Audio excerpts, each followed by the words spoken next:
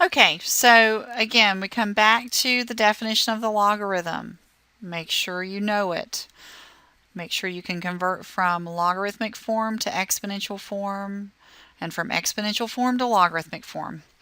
I'd also like to point out again, reviewing the section on inverse functions, and remember that when you compose two functions that are inverses, they essentially cancel each other's operations out, if you will. And you can see the properties I've written before you, that f composed with f inverse of x should be x, and f inverse of f of x should be x.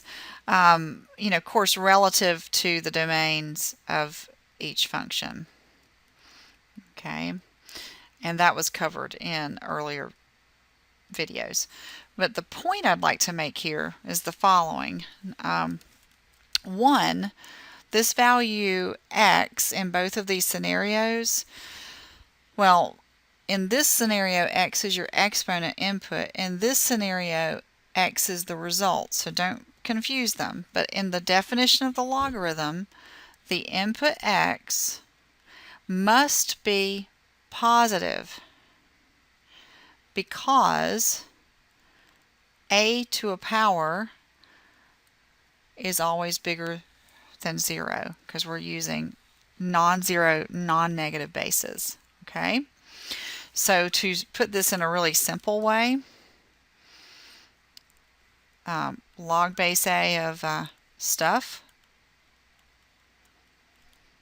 requires that your stuff is bigger than 0. Okay. Number 2, if I think of the function, one function is f of x and the other guy is f inverse, and I substitute one into the other. For example, if I substitute the logarithmic function into the exponential function, since these two guys are inverses of each other, okay, the property of inverses above says they should cancel out each other's operations. And likewise, if I take the logarithmic function of base a and replace its input with the exponential function, the same sort of thing should happen. Okay, so those are what we call properties of inverses as they relate to logs and exponential functions. Let's look at an example. I'll try to leave this here. Okay, if you're calculating, and I'll remind you again, even though WebAssign didn't write that, if you're typing in log stuff, you've got to have parentheses. But if I am trying to analyze what's the number here, log base 4 of 1 is what number, then write it down as your definition. It means 4 to what power is 1. And we know that from our rules of exponents, it's 4 to the 0 power that should be 1. So the value here is 0. Okay. The second question, log base 6 of 6 means 6 to what power is the value 6? And we know that 6 to the first is 6. So if we know rules of exponents, we can handle logarithms.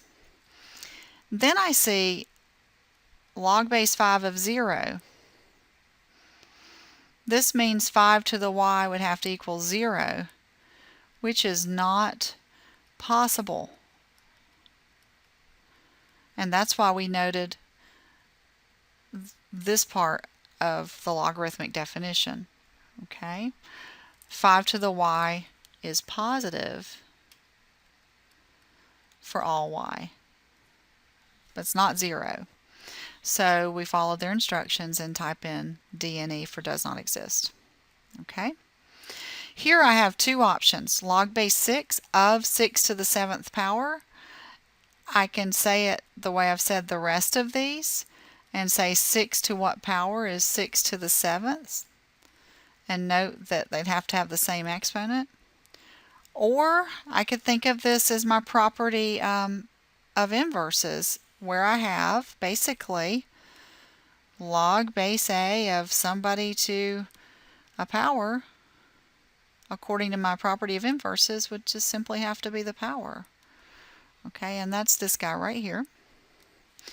And then in the last question, it is very convenient for me to use the second property of inverses because, or excuse me, oops.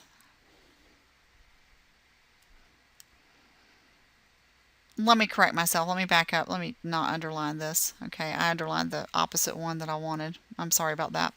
Okay, so the problem we just worked in part D, log base 6 of 6 to the power of 7 would fit this property of logarithms, and that's what you see enacted here.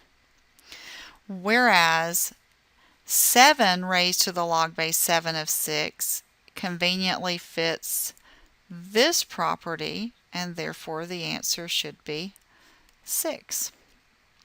Now you can prove that last one, and maybe we'll have time to come back and do that. But for right now, I just want you to practice the properties. So again, this property was, you had a base to log the same base of some stuff, okay? And all of this is in the exponent. And so the property, again, is the one I underlined in blue. But anyway, I'm sorry I underlined the wrong ones earlier, but I think you guys get the drift now. All right, so there you go. More on properties of logarithms.